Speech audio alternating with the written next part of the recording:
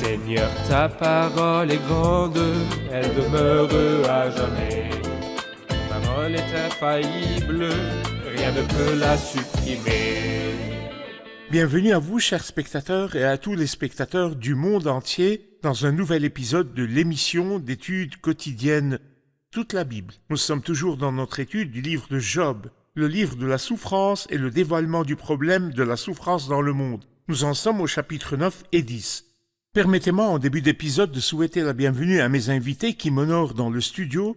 Dr Adel Habib, bienvenue. Merci, frère Dr Ayad. Fayez Ouad, bienvenue. Merci. Nous souhaitons également la bienvenue aux invités qui nous accompagnent. Je vous souhaite la bienvenue. Frère Adel, je vais lire quelques versets du chapitre 9 et je reviendrai vers vous avec une question.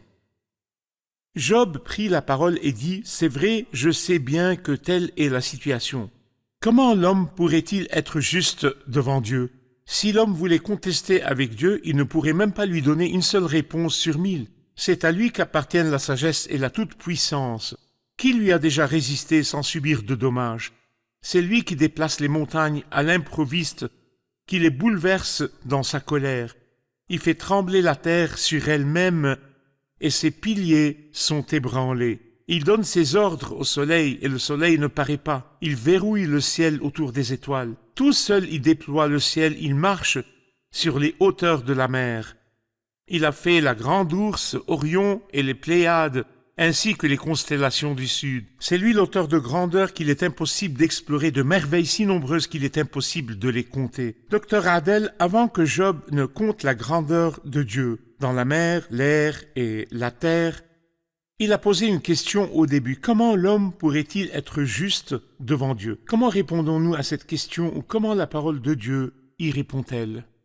Frère Ayad, cette question revient 3 fois dans le livre de Job. Nous la trouvons dans Job 9, 15 et Job 25. 3 fois une question sans réponse. Mais nous trouvons la réponse satisfaisante et adéquate à cette question dans le Nouveau Testament. Si je vous lis, par exemple, un verset de Romains 5, 1, « Ainsi donc déclaré juste sur la base de la foi, nous avons la paix avec Dieu. » Il affirme à nouveau cette idée dans Romains 3, 22. C'est la justice de Dieu par la foi en Jésus-Christ pour tous ceux qui croient. Il n'y a donc aucun moyen d'être juste devant Dieu sauf par un seul moyen, par la foi dans le Seigneur Jésus-Christ et l'acceptation de son œuvre sur la croix en tant que sauveur pour ma vie. La foi est le seul moyen pour que l'homme soit juste devant Dieu.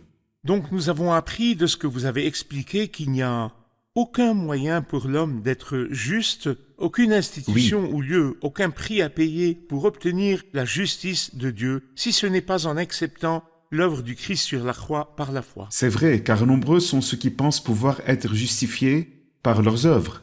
Mais la Bible est claire et elle dit « Il nous a sauvés et il ne l'a pas fait à cause des actes de justice que nous aurions pu accomplir, mais conformément à sa compassion. C'est donc par la grâce que l'on est justifié du côté de Dieu. » C'est pourquoi la Bible dit « Ils sont gratuitement déclarés justes par sa grâce, par la grâce du côté de Dieu et par la foi du côté de l'homme. » Je me souviens que la justice est également mentionnée comme étant la justice de Dieu, Oui. la justice par le sang, Oui. la justice par la foi, et il est mentionné que c'est la justice par la grâce. Ainsi, lorsque nous disons justice de Dieu, cela signifie que sa source est Dieu. Oui. Et quand nous disons que c'est par le sang, cela signifie que son coup Le fut sang le du sang Christ. du Christ. Lorsque nous disons justice par la grâce, comme vous venez de le mentionner, cela signifie qu'elle est basée sur la grâce. Je ne mérite pas d'obtenir la justice de Dieu, mais j'obtiens sur la base du principe de la C'est vrai. grâce. Quand nous lisons que c'est par la foi, cela signifie que c'est la main pour obtenir la justice, c'est la main de la foi. Pas par les œuvres, mais par la foi. La foi.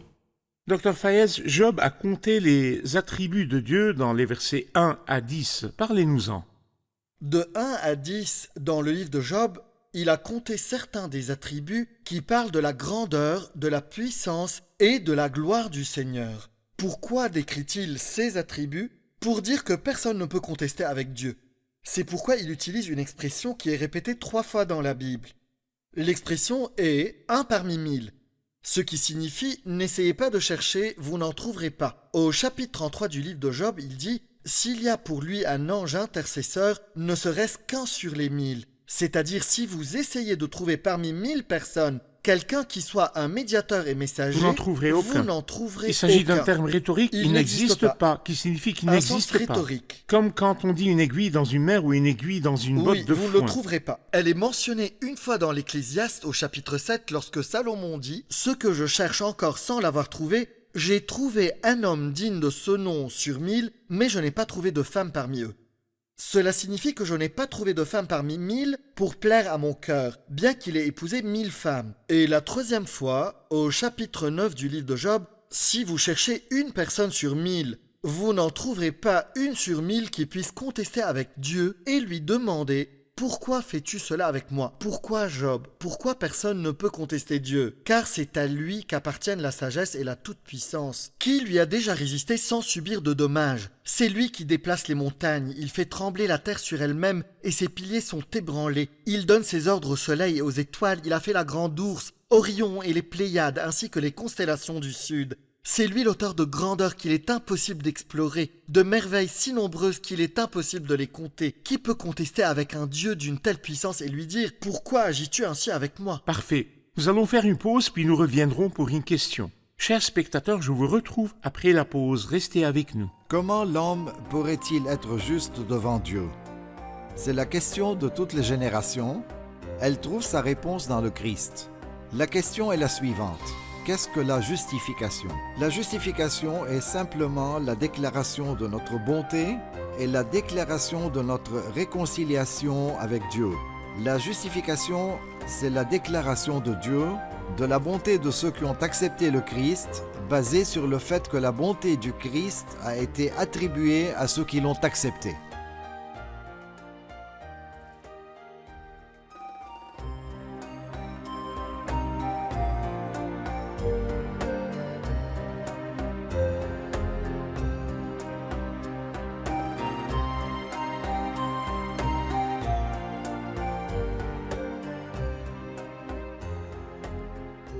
Nous sommes de retour, chers spectateurs, et prenons une question du public.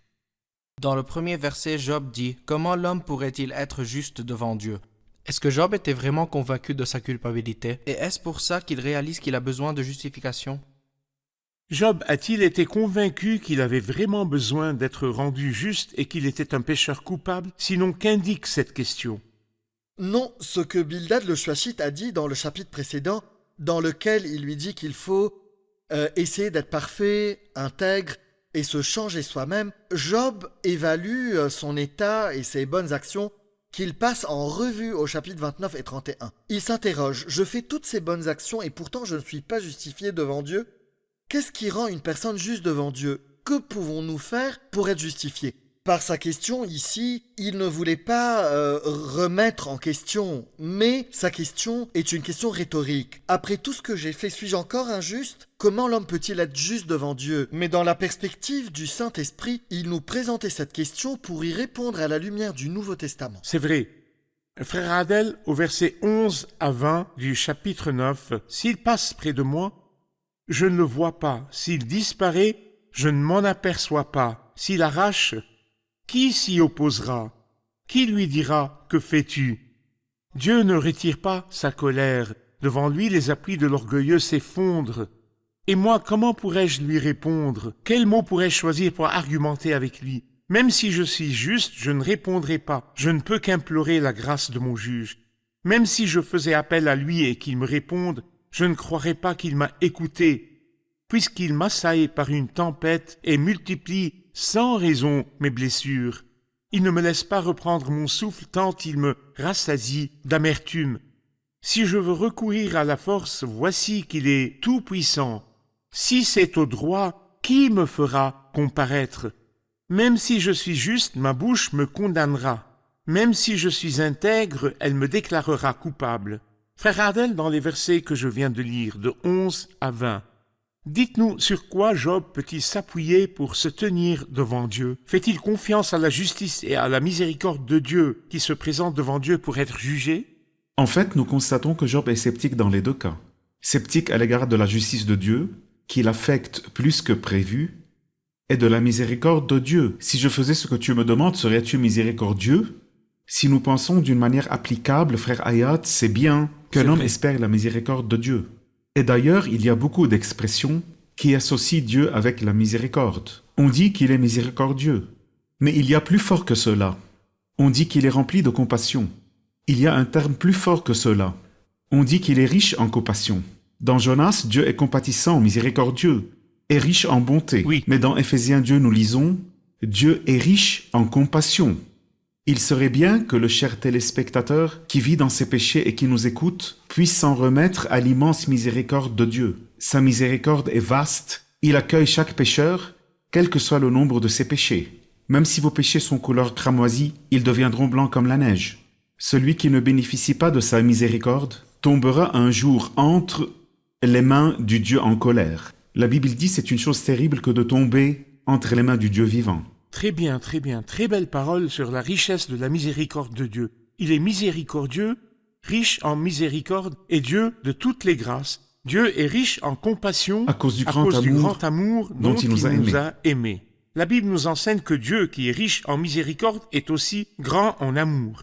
Docteur Fayez, à partir du verset 21. « Suis-je intègre? Je ne le sais pas moi-même. Je suis dégoûté de mon existence. Qu'importe après tout. En effet, j'ose le dire, il extermine l'homme intègre aussi bien que le méchant. Il extermine l'homme intègre aussi bien que le méchant. Si un fléau donne subitement la mort, il se moque de la détresse des innocents. La terre est livrée entre les mains du méchant. Il l'aveugle, ses juges. Si ce n'est pas lui, qui est-ce donc? Plus rapide qu'un coureur, mes joueurs prennent la fuite sans avoir vu le bonheur. Ils filent comme des barques de jonc, pareils à l'aigle qui fonce sur sa proie. Si je dis je veux oublier ma plainte, laisser ma tristesse reprendre courage, je reste effrayé par toutes mes douleurs. Je sais que tu ne me considéreras pas comme innocent. C'est moi qui serai jugé coupable. Pourquoi me fatiguer inutilement? Si je me lavais dans la neige, si je me purifiais mes mains avec du savon, tu me plongerais dans la boue et mes habits m'auraient en horreur. Dieu n'est pas un homme comme moi pour que je lui réponde, pour que nous allions ensemble en justice. Il n'y a pas entre nous de médiateur qui pose sa main sur nous deux, qui retire son bâton de dessus moi, que cette erreur ne me tourmente plus. Alors je parlerai sans avoir peur de lui, mais ce n'est pas le cas et je reste seul avec moi-même. Je dois m'arrêter sur certains de ces versets, Dr. Fayez. C'est-à-dire, je vois que les chapitres 9 et 10 sont parmi les chapitres les plus importants, qui montrent comment Job se trompe et devient reprochable. Plus tard, quand Élihu, le fils de Barakel de Buz, est apparu, il lui rappela les paroles dures qu'il avait prononcées pour l'amener à se repentir et à se juger lui-même. Le ton qu'il a employé pour attribuer à Dieu l'injustice et la cruauté s'élevait de plus en plus. Par exemple, je vais expliquer certains versets. Au verset 15, « Même si je suis juge, je ne répondrai pas. Je ne peux qu'implorer la grâce de mon juge. » Sa signification dans la traduction explicative et les traductions les plus exactes est la suivante. « Malgré ma justice, je n'ai pu lui répondre. » Ou « Malgré mon innocence, je ne peux pas lui parler. » Il a toujours confiance en lui-même et doute toujours de la justice de Dieu. Même si je faisais appel à lui et qu'il me réponde, je ne croirais pas qu'il m'a écouté. Je doute de lui. Même si je sais que ma voix l'atteindra, je doute qu'il m'écoute.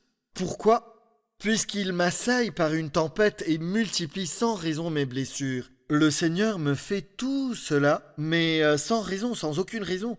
Le Seigneur se plaît à être dur avec moi. Toutes ces souffrances et ces épreuves qu'il me fait subir n'ont pas lieu d'être. Il ne me laisse pas reprendre mon souffle tant il me rassasie d'amertume.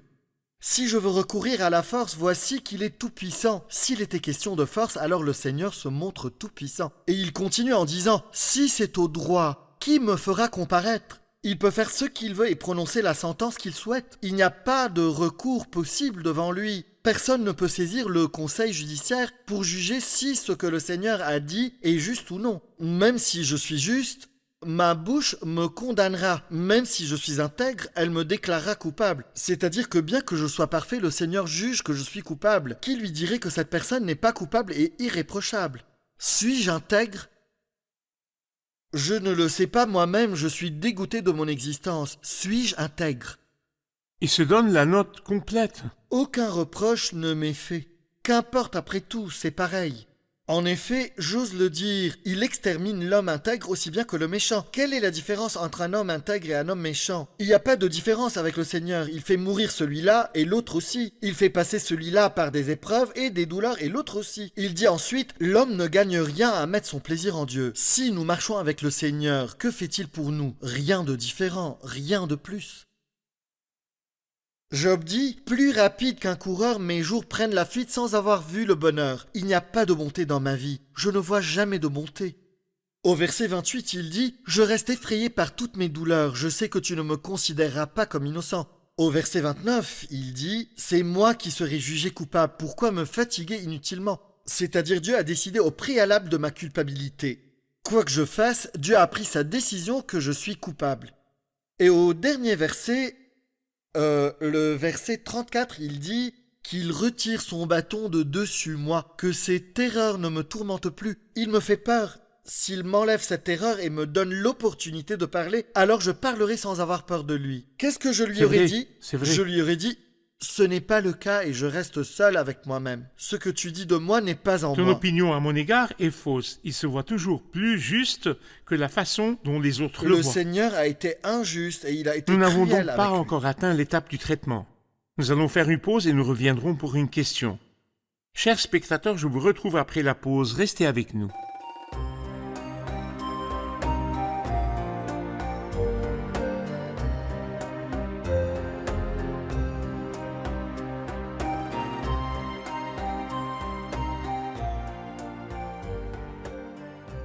Nous sommes de retour, chers spectateurs, pour nous tourner vers le public et prendre une question. J'ai une question sur la miséricorde de Dieu. Nous disons que nous comptons sur la miséricorde de Dieu. Mais comment le Seigneur utilise-t-il sa miséricorde? Est-ce que c'est moi qui détermine si je vais bénéficier de la miséricorde? La miséricorde du Seigneur est-elle accessible à tous et est-ce moi qui l'accepte ou la rejette ou bien Dieu, dans sa miséricorde, s'occupe-t-il de certaines personnes et pas d'autres? En effet, la miséricorde de Dieu est accessible à tous, mais elle dépend des décisions humaines. Donc lorsqu'une personne décide de se repentir, elle bénéficiera de la miséricorde du Seigneur, mais si quelqu'un s'obstine à vivre dans le péché, il ne pourra pas bénéficier de cette miséricorde. Et il est impossible que le Seigneur fasse preuve de miséricorde et oublie sa justice et sa sainteté. Oui. Il est nécessaire que le Seigneur se montre d'abord équitable, montre sa sainteté et justice, et puis sa miséricorde. Qu'est-ce que cela signifie? Cela signifie que Dieu ne peut pas pardonner les péchés d'une personne en se basant uniquement sur le principe de la miséricorde. Et Dieu est libre de pardonner les péchés parce qu'il est miséricordieux et qu'il pardonne. Mais Dieu est saint, juste et équitable. S'il est miséricordieux envers un pécheur, où serait sa justice et sa sainteté? En d'autres termes, le pécheur doit régler ses comptes. Comment le fait-il? Il se réfugie dans le sang du Christ. Le Christ qui a été son substitut, et la justice divine suivra son cours, alors le Seigneur pourra montrer sa miséricorde à l'homme repentant. Mais si l'homme ne se repent pas par le sang du Christ comme substitut, il ne pourra pas Jouir de la sa miséricorde.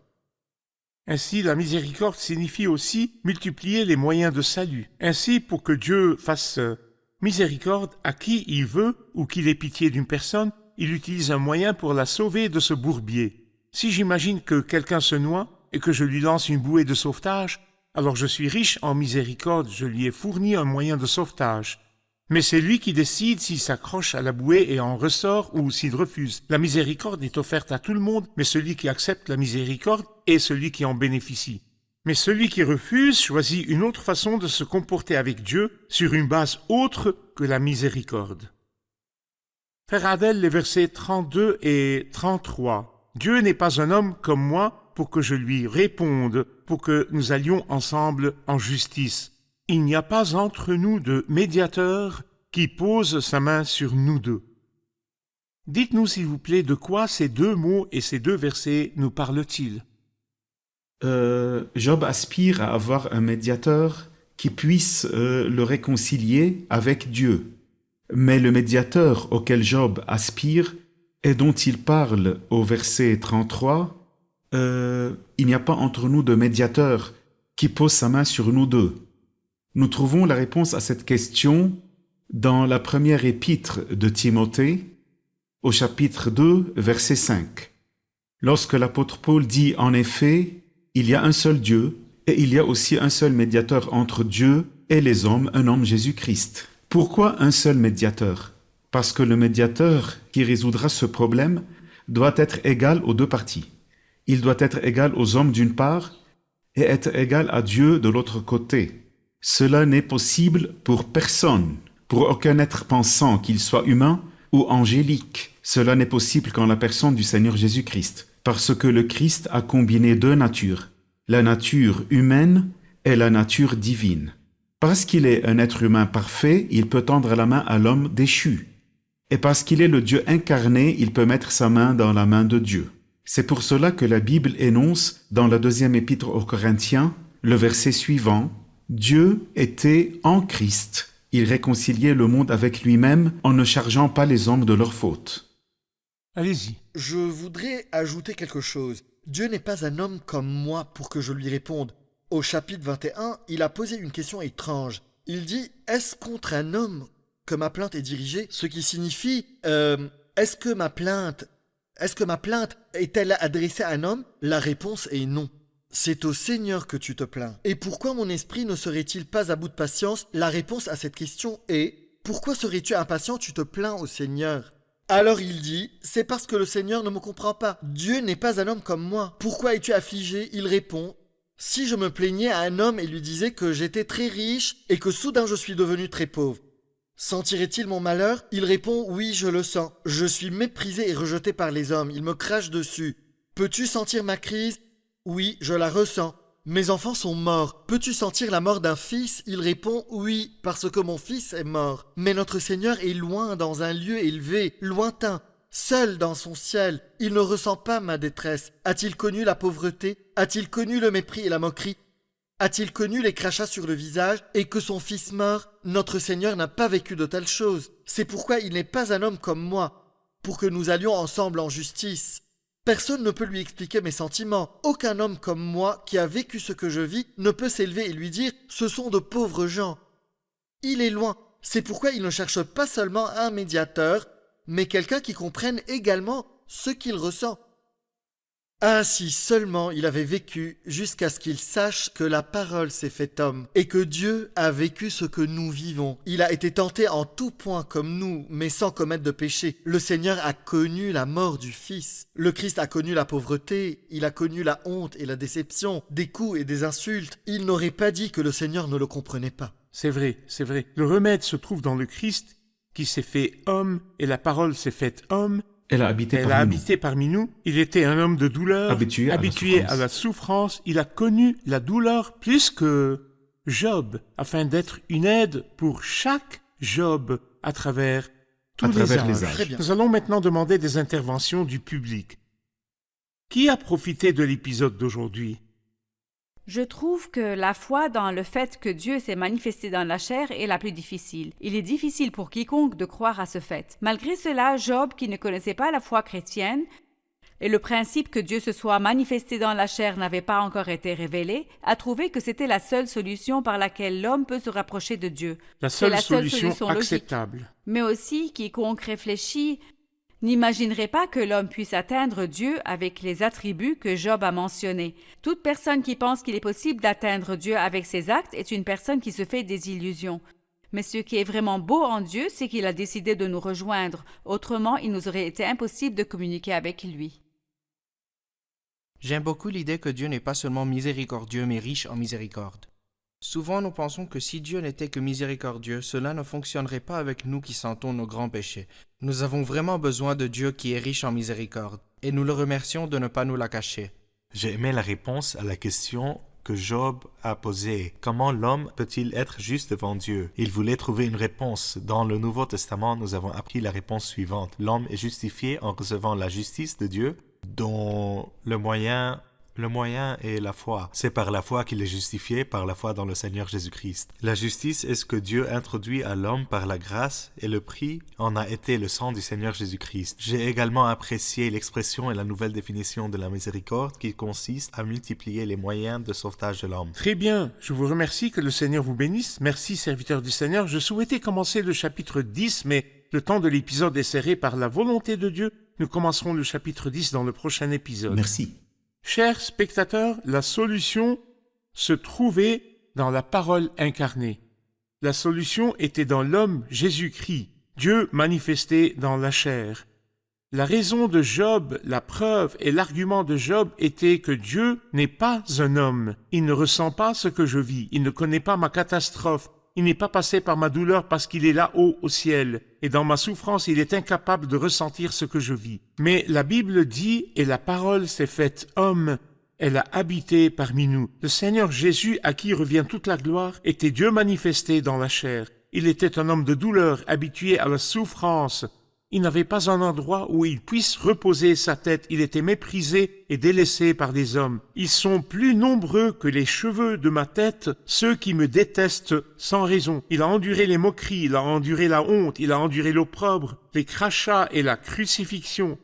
Non, Job, Dieu a pris la forme d'un homme et il a souffert plus que toi. C'est pourquoi il peut aider tous ceux qui viennent à lui, tous ceux qui, comme toi, sont blessés et souffrent, à trouver leur refuge, leur sécurité, leur confort et leur consolation en Christ qui a été tenté en toutes choses, comme nous, mais qui n'a pas péché. La bonne nouvelle, chers spectateurs, c'est que où que vous soyez, quelle que soit votre culture et votre idéologie, Dieu était en Christ, il réconciliait le monde avec lui-même. Rien ne vous dit que vous pouvez aller au Seigneur par vous-même. Vous êtes impuissant et Dieu est élevé. Mais la Bible vous dit que c'est Dieu qui est descendu et s'est approché de vous. Dieu était en Christ, il réconciliait le monde avec lui-même en ne chargeant pas les hommes de leurs fautes. Vous n'êtes pas obligé de voyager pour obtenir la justice de Dieu ou de payer de l'argent pour obtenir la justice de Dieu ou de visiter des endroits éloignés pour obtenir la justice de Dieu et revenir pardonner. Mais recevez seulement à votre place le Christ, le sacrifice parfait, le grand sacrifice, l'expiation parfaite. À ce moment-là, vous recevrez la justice de Dieu. Je vous invite à me rejoindre dans le prochain épisode pour poursuivre notre discussion et notre voyage avec Job le souffrant. Que le Seigneur soit avec vous.